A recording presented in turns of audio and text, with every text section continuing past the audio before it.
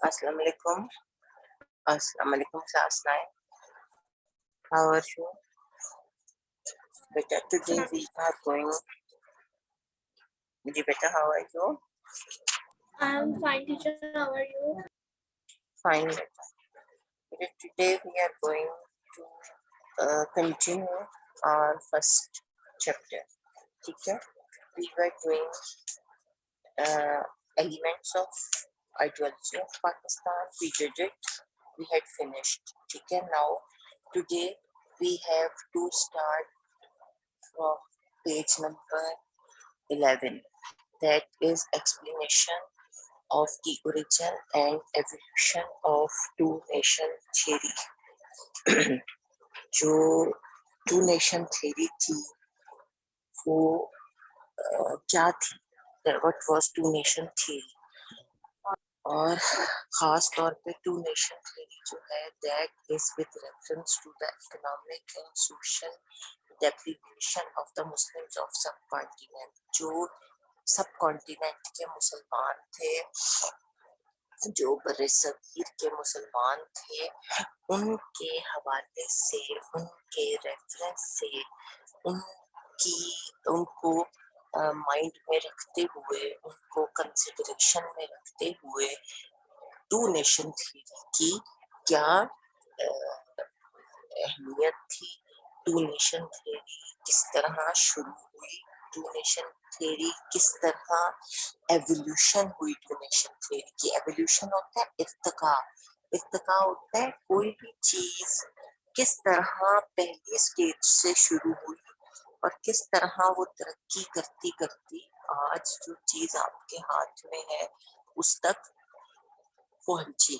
Means just for example, ये हमारे पास एक कुर्सी है, चेयर है, ठीक है। ये चेयर जो है ये आज आपके पास डेवलप्ड फॉर्म में पहुंची है, लेकिन इस फॉर्म, कुर्सी की फॉर्म में आने से पहले ये कुर्सी जो थी ये क्या थी, ये कुर्सी कहाँ से आई, ये कुर्सी की क्या हिस्ट्री है। तो आपके पास इस फॉर्म में आने से पहले ये कुर्सी जो थी it was just a piece of would, वो एक लकड़ी का टुकड़ा थी, वो सिर्फ एक लकड़ी का पैनल थी। तो हम कहेंगे कि ये कुर्सी जो है इसकी एवोल्यूशन क्या है, किस तरह इसका इर्तिका हुआ। तो फिर हम पूरी स्टोरी जो है उसको हम देखेंगे कि किस तरह लकड़ी के लॉग से ये शुरू हुई और ये कुर्सी तक पहुंची। इसी तरह टू नेशन थ्योरी जो थी वो जो उसकी वो किस तरह शुरू हुई, किस तरह उसकी एवोल्यूशन हुई, और खास तौर पे with reference to the people of सब कॉन्टिनेंट, उनकी जो डेप्रिविएशन थी, उनकी जो सोशल कल्चरल और जो सोशल डेप्रिविएशन थी उसके हवाले से किस तरह टू नेशन थ्योरी, जिसे हम उर्दू में दो कौमी नजरिया बोलते हैं, और किस तरह वो यहाँ तक पहुंची। तो टू नेशन थ्योरी की अब हम पढ़ने लगे हैं ओरिजिन और एवोल्यूशन, उसकी शुरू और उसकी इर्तिका, किस तरह वो शुरू हुआ। पहले तो सब लोग इकट्ठे रहते थे ना, मुसलमान हिंदू यूनाइटेड सब कॉन्टिनेंट में, Hindus and Muslims were living together in one area, in one place, in one land, without any discrimination कि ये हिंदू है ये मुस्लिम है। वहाँ कोई इस तरह का जो है वो बॉन्ड नहीं था कि मुसलमानों के दरमियान कि हम मुसलमान हैं और ये हिंदू हैं, इनके साथ हमारी जो है वो नहीं है कोई बॉन्डिंग, इनके साथ कोई हमारे रिलेशनशिप नहीं है। तो बगैर उसकी डिस्क्रिमिनेशन के हिंदू और मुस्लिम्स जो थे दे वर लिविंग टुगेदर, वो इकट्ठे रह रहे थे। लेकिन जब ये मुसलमानों के साथ महरूमी शुरू हुई तो किस तरह جو تھا یہ کانسیپٹ جو تھا ٹو نیشن تھیری کا وہ سامنے نکل کے آیا. تو two nation theory implies that the Hindus and Muslims are two largest nations in a subcontinent, but these two nations have not been able to mix with each other despite living together for centuries. The separate identity of Muslim is the basis of two nation theory. Pakistan was founded on the basis of two nation theory. The motto of the two nation theory was to establish an independent state in India in which they could lead their lives individual and collective according to the Islamic principles. اور to nation theory جو تھی اس کا مطلب ہے کہ سب نام سے ہی آپ کو پتہ لگ جاتا ہے نا کہ دو قومیں. تو ٹو نیشن تھیری جو تھی اس سے مراد یہ تھی, اس کا مطلب یہ تھا کہ there are two big nations, Hindus and Muslims, who are living together in subcontinent. لیکن یہ دونوں قومیں جو تھیں یہ کبھی بھی سو سالوں تک اکٹھا رہنے سے, سینچریز تک اکٹھا رہنے کے باوجود یہ قومیں جو تھیں یہ آپس میں گھل مل نہ سکیں, آپس میں منگل اپ نہ کر سکیں, آپس میں ان کا ریلیشن شپ جو تھا وہ بلڈ اپ نہ ہو سکا. اور چونکہ مسلمانوں کی ایک اپنی سیپریٹ آئیڈینٹی تھی, اور وہ جو سیپریٹ آئیڈینٹی تھی وہ کیا تھا, وہ دو قومی نظریے کی بنیاد تھی. تو دو قومی نظریے کی بنیاد کیا تھی, بیسس کیا تھی, کہ یہ کہ مسلمان جو ہیں ان کی ایک الگ آئیڈینٹی ہے, پہچان ہے. اور جو پاکستان اور ٹو نیشن تھیری ہے, پاکستان اسی کی بنیاد پر بعد میں قائم ہوا. بعد میں یہی بیسس جو تھیں, ان بیسس پر کام کر کے ہم نے پاکستان کو حاصل کیا. ٹھیک ہو گیا.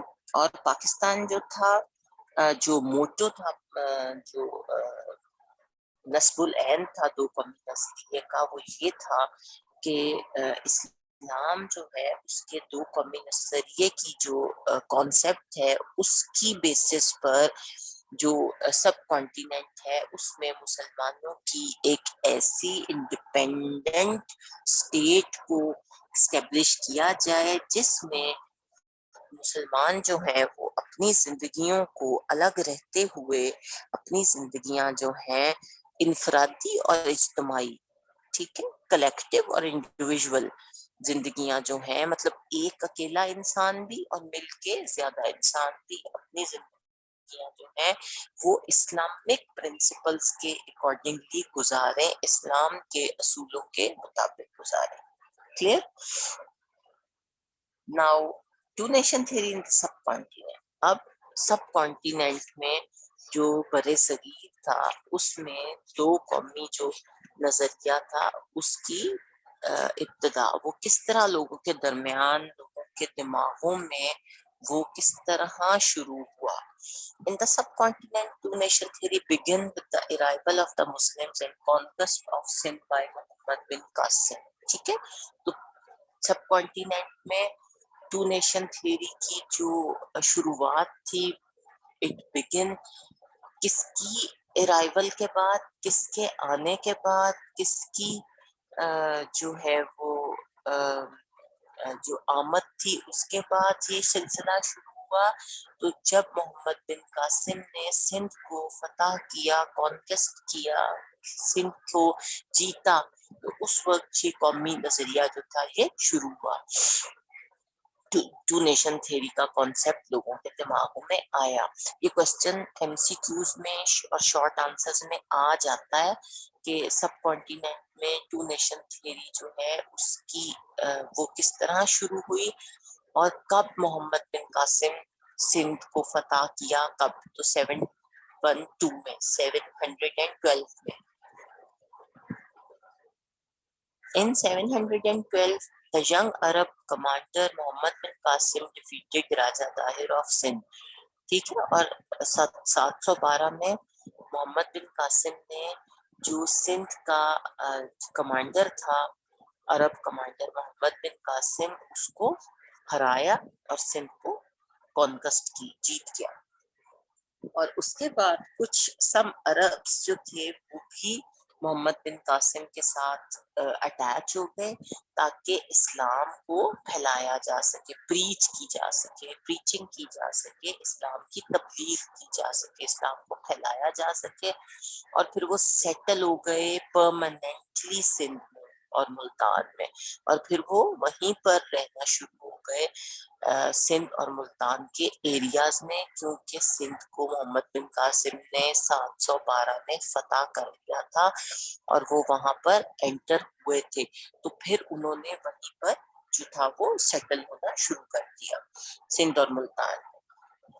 پھر محمد بن قاسم کی جو کائنڈنس تھی، ٹالرنس تھی اور انصاف تھا، اس سے بہت سارے لوگ جو تھے وہ امپریس ہوئے اور انہوں نے کنسیڈر کیا کہ انہوں نے یہ سوچا کہ کہ یہ شخص جو ہے اتنا سویٹ اور اتنا انصاف پسند ہے، اس کی ٹالرنس، اس کا ایٹیٹیوڈ جو ہے، اس کی کائنڈنس جو ہے اتنی اچھی ہے کہ یہ شخص جو ہے یہ اوتار ہے اینڈ ڈائٹی ہے، یہ اس کو اوتار سمجھنے لگے، اس کو خدا اور دیوتا سمجھنے لگے وہ لوگ.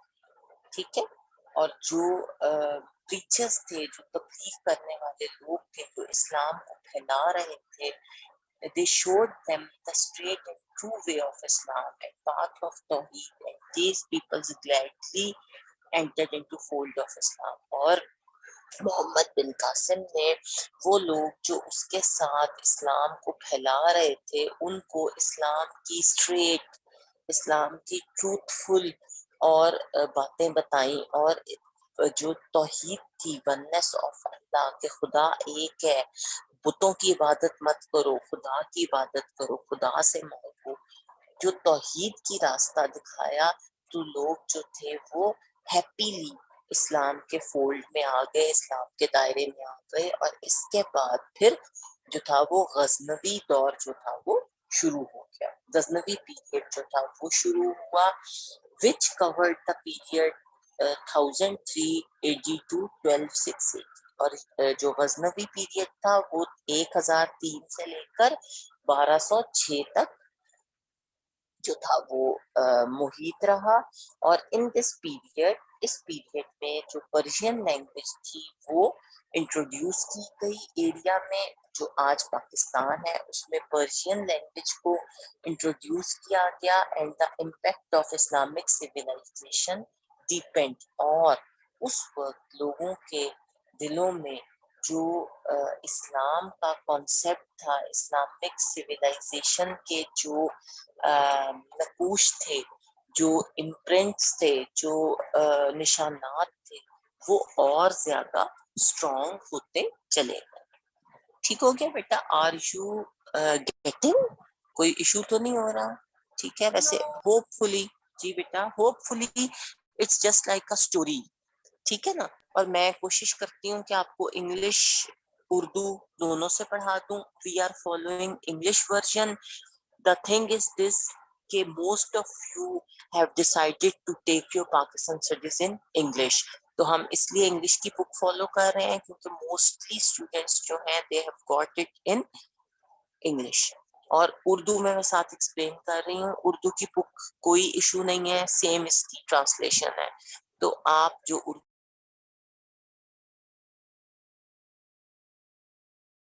انگلش والے ہیں وہ اپنی انگلش کو فالو کریں. ٹھیک ہو گیا بیٹا؟ اوکے بیٹا. I am going to turn my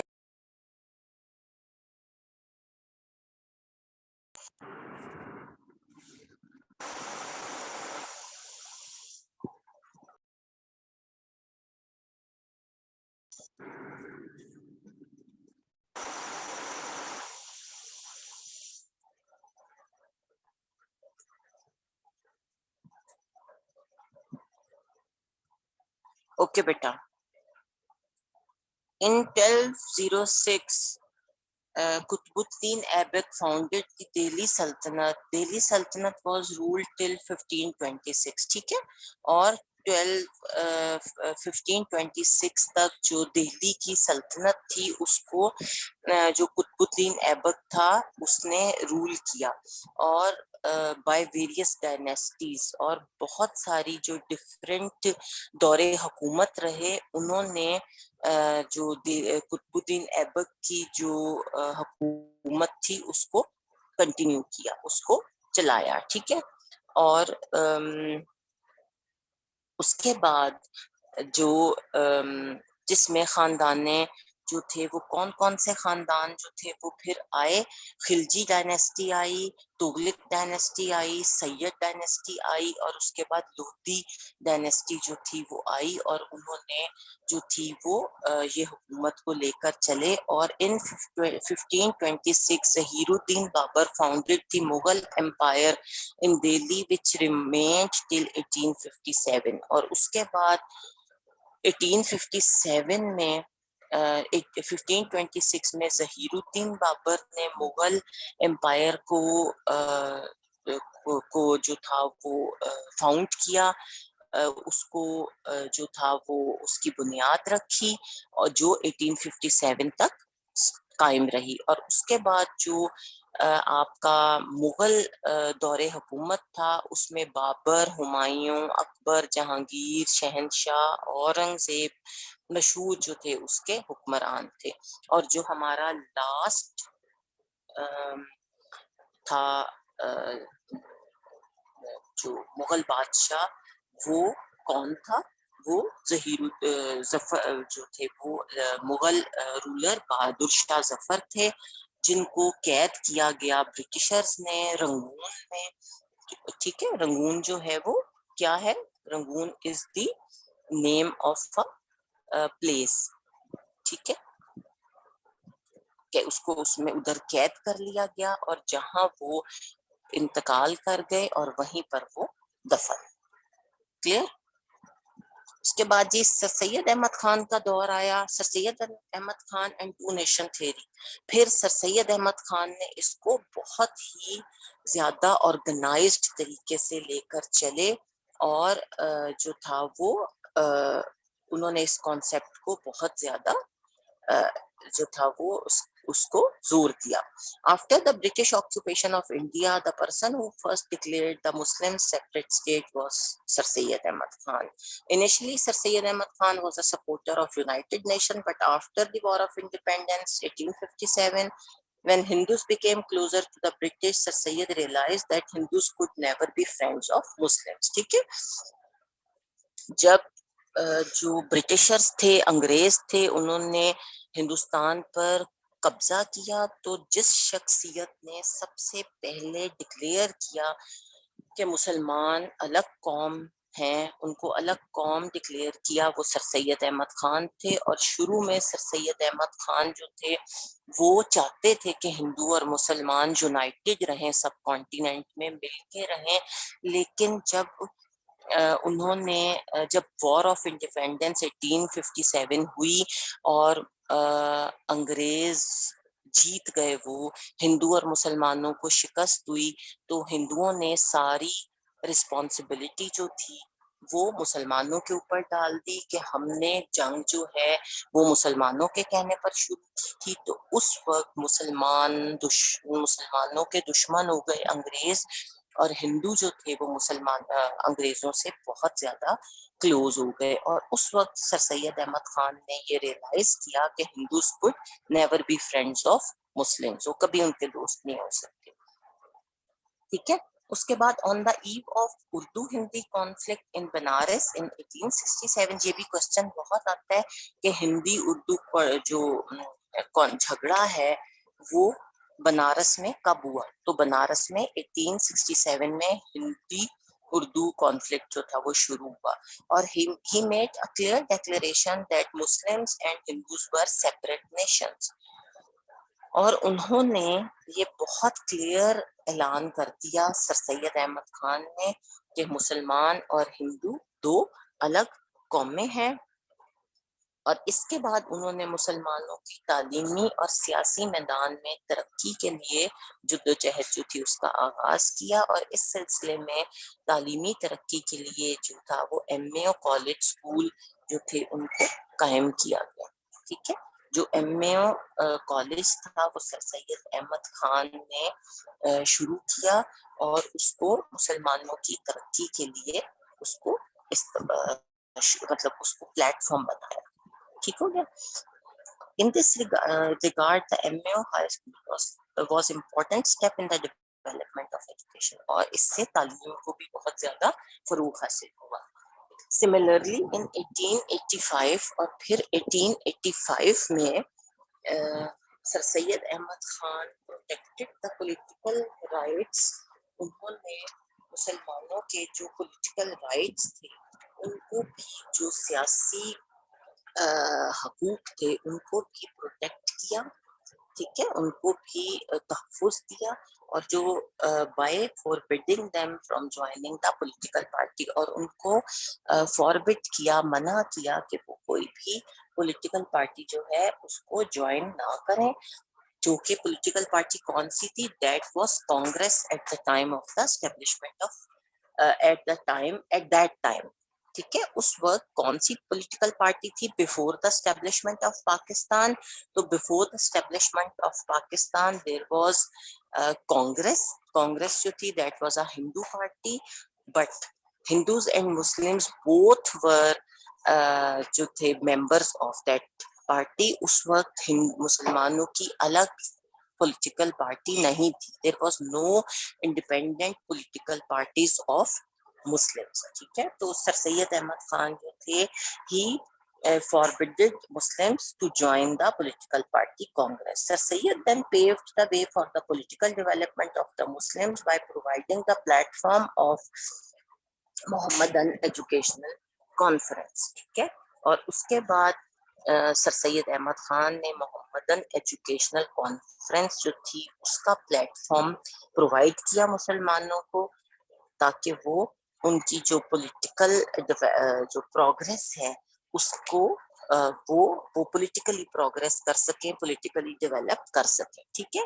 now there is an info. Do you know Sir Syed Ahmad Khan was born in 1817 and died in 1898. اب یہ کوشچن ایم سی کیوز میں کافی آ سکتا ہے کہ سر سید احمد خان کی برتھ اور ڈیتھ کے ایئرز لکھیں. تو یہ آپ کو یاد ہونے چاہیے کہ سر سید احمد خان کی برتھ ہے 1817 اور ڈیتھ ہے 1898.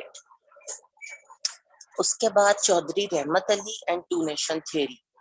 تو سر سید احمد خان کے بعد ہو از دا پرسن جس نے جو ٹو نیشن تھیوری کو ایڈوکیٹ کیا؟ Who was the advocate of two nation theory?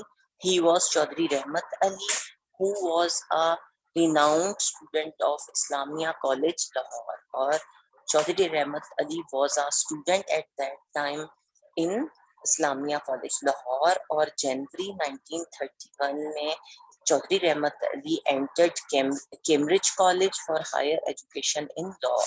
ٹھیک ہے، and in 1931 he joined Cambridge College for the education of law, for higher education in law.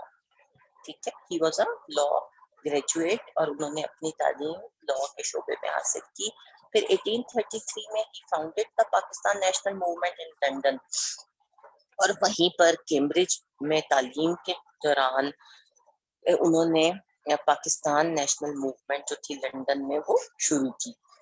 اور یہ کوشچن بھی بہت آ سکتا ہے کہ سر چودھری رحمت علی جو تھے انہوں نے Pakistan national movement when did he found، انہوں نے کس وقت پاکستان نیشنل موومنٹ کو جو تھا وہ شروع کیا؟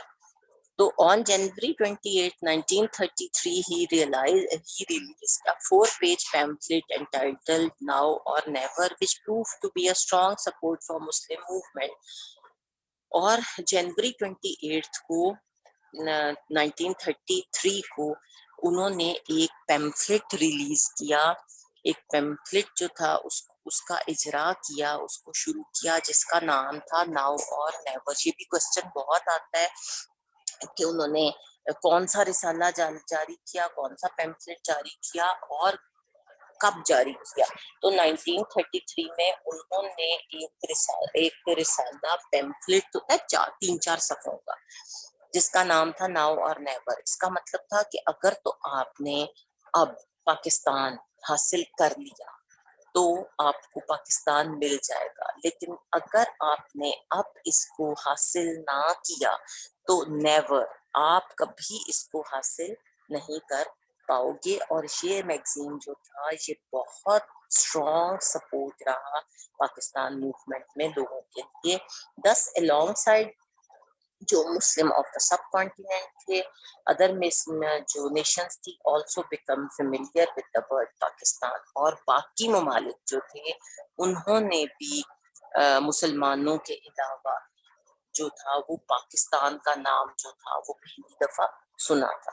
اور چودھری رحمت علی جو تھے جب وہ ٹو نیشن تھیوری کو ایکسپلین کر رہے تھے تو he said there are many nations in the subcontinent, among them the two major nations are the Hindus and Muslims who have not been able to mix with each other despite living together for centuries.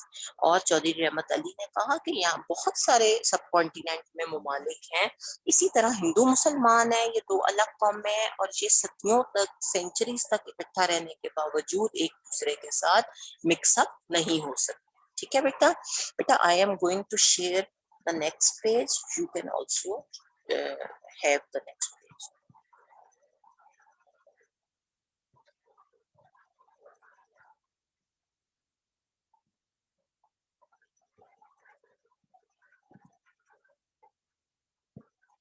Okay, their basic principles and ways of living. انہوں نے پھر بتایا لوگوں کو کہ وہ centuries تک اکٹھی رہیں لیکن وہ مکس اپ نہیں ہو سکیں, اور ان کے بیسک پرنسپلز اور زندگی گزارنے کے طریقے اتنے ڈفرینٹ ہیں ایک دوسرے سے کہ وہ 100 سال اکٹھا رہنے کے باوجود اور آپس میں نیبرز ہونے کے باوجود بھی ان کو جو تھا وہ کوئی بھی چیز جو تھی وہ اکٹھا نہیں کر سکی, وہ اکٹھے نہیں ہو سکے اور آپس میں گھل مل نہیں سکے. اور ان کے جو بنیادی اصول اور رہن سہن کے طریقے ہیں وہ ایک دوسرے سے اتنے مختلف ہیں کہ سینچریز, سینکڑوں, 100 برس اکٹھا رہنے اور ہمسائے ہونے کے باوجود بھی, ایک گورنمنٹ برٹش گورنمنٹ کے انڈر رہنے کے باوجود بھی وہ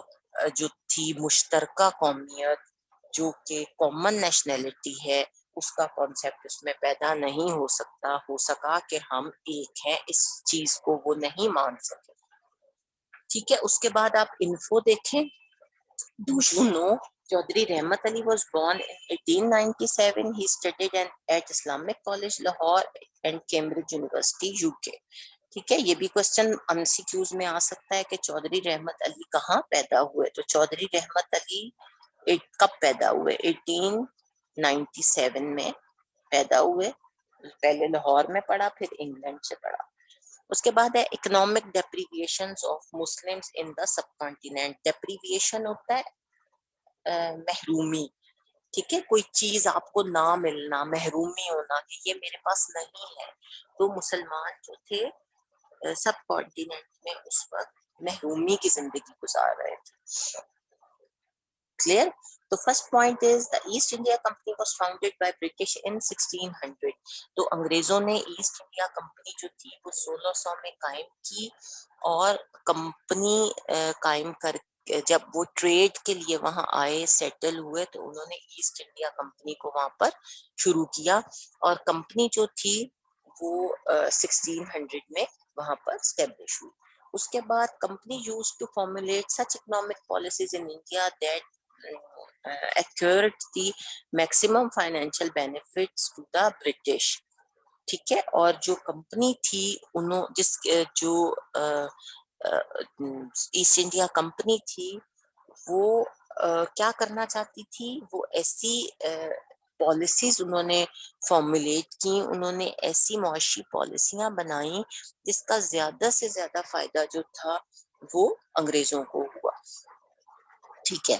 اور to protect their industry and trade the British impose heavy taxes on people of India which are also affected Hindus. اور انگریزوں نے جو انگریز تھے انہوں نے اپنی بزنس کو پروٹیکٹ کرنے کے لیے، بزنس کو بڑھانے کے لیے ہندوستان کے عوام پر بہت ہیوی ٹیکسز امپوز کیے، اور جس سے مسلمان جو تھے وہ بھی متاثر ہوئے، انہیں بھی افیکٹ ہوا.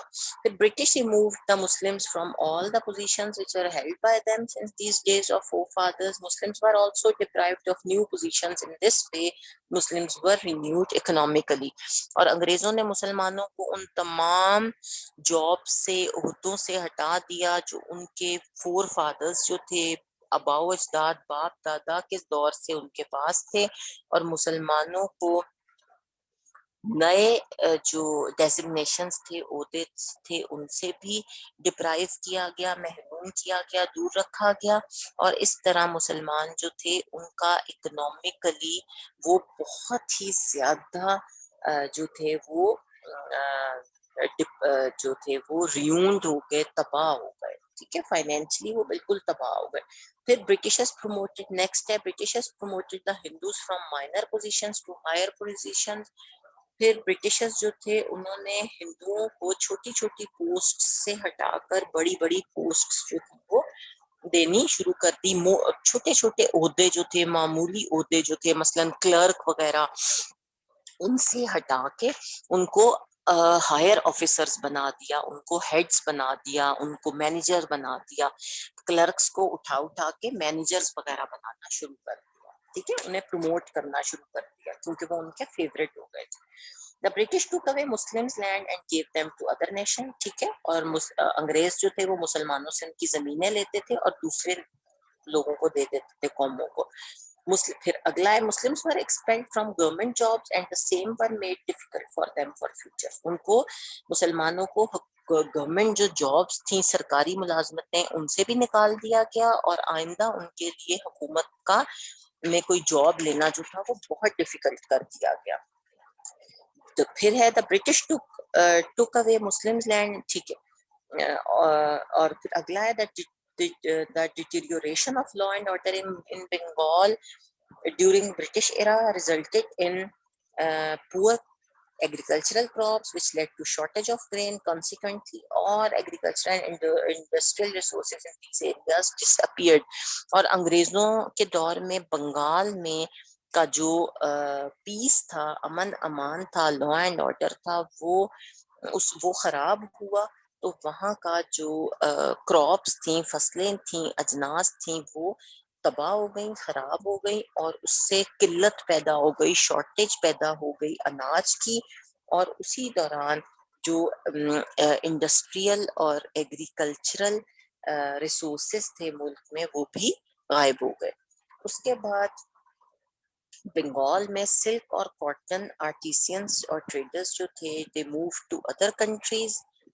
وہ دوسرے ممالک میں چلے گئے. جو تاجر تھے ریشم وغیرہ کے، ٹھیک ہے، ریشم اور کاٹن کے جو بزنس مین تھے وہ دوسرے شہروں میں چلے گئے، اور جہاں انہوں نے جو اپنی ٹیکسز تھے ان کے اوپر، وہ ان کی ٹرانسپورٹیشن، ان کا مال، جو گاڑیاں ہیں ایک جگہ سے دوسری جگہ چیزیں لے کے جانا ہے، اس کے اوپر ٹیکس لگ گئے بہت زیادہ. جگہ جگہ ان سے ٹیکس لیے جاتے تھے، اور اس کی وجہ سے ان کی جو کمرشل پروڈکٹس تھیں، کپڑا تھا، چیزیں تھیں، وہ بہت زیادہ مہنگی ہو گئیں. ٹیکسز لگ کے ان کے اوپر بہت زیادہ اوور ہیڈز آ گئے، وہ مہنگی ہو گئیں اور لوگوں کی پہنچ سے بہت باہر ہو گئیں. لوگوں نے اتنی مہنگی چیزیں جو تھیں وہ خریدنی چھوڑ دیں. ٹھیک ہے، اور اس سے ان کا بزنس بہت افیکٹ ہوا، اور اس طرح دوسری قوموں کے ساتھ ساتھ مسلمانوں کو بھی بہت نقصان جو تھا وہ پہنچا. Now last is new taxes by East India Company increased the tax rate on farmers. Thus local culture adversely suffered at the hands of the British. اور اسی طرح ایسٹ انڈیا کمپنی کے نئے ٹیکس لگے، اس کی وجہ سے جو کسان تھے ان کے اوپر جو ٹیکس کی شرح تھی وہ بہت زیادہ بڑھ گئی، اور اس طرح انگریزوں کے ہاتھوں میں جو انگریزوں کی وجہ سے انگریزوں کے ہاتھوں جو وہاں کے رہنے والے لوگ تھے، مقامی لوگ تھے، ان کا جو لوگ تھے، لوکل زراعت جو تھی اس کو بہت نقصان پہنچا. Clear? Now next topic is explanation of ideology of Pakistan in the light of pronouncement of Quaid Azam and علامہ اقبال. اور اب ہے علامہ اقبال اور قائد اعظم محمد علی جناح کے جو پروناؤنسمنٹس تھیں، ارشادات تھے، ان کی روشنی میں آئیڈیالوجی آف پاکستان کیا تھی. یہ بھی کوشچن کافی آتا ہے. The ideology of Pakistan is explained below in the light of. اب ہم وہ آپ کو قائد اعظم اور علامہ اقبال کے حوالے سے آئیڈیالوجی کی بات کریں گے. سب سے پہلے ہے پیج نمبر 24. نیکسٹ پیج پہ بیٹا I am going to share the next page, آپ بھی شیئر کر دو.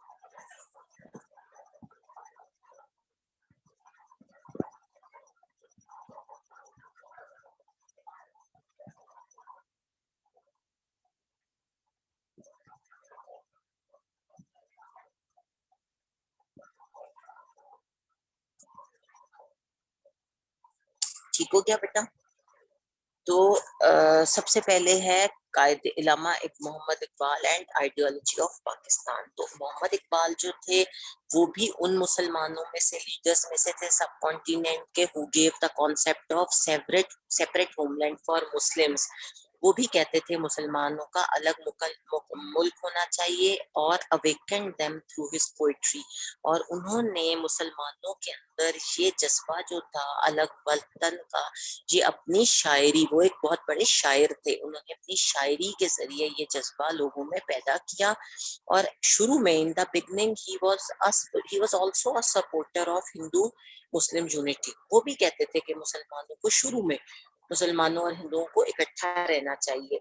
بٹ سون جلد ہی the orthodox and biased attitude of the Hindus forced him to think that he should demand a separate state. لیکن جلد ہی جو ہندوستان کے لوگوں کی، ہندوؤں کی جو تنگ نظری تھی، اس نے علامہ اقبال کو یہ سوچنے پر مجبور کر دیا کہ مسلمانوں کے لیے ایک الگ ریاست کا مطالبہ کرنا چاہیے. ٹھیک ہے؟ پھر انہوں نے اپنے ایڈریس میں جو تھا 1930 میں انہوں نے فورسفلی یہ بات پلیڈ کی کہ ہندوز اور مسلمان جو ہیں وہ اکٹھے زندگی نہیں گزار سکتے، ان کا الگ ملک ہونا چاہیے. ناؤ بیٹا it's the end of today's lecture. انشاءاللہ in the next class in next week we will meet again. Till then, Allah Hafiz.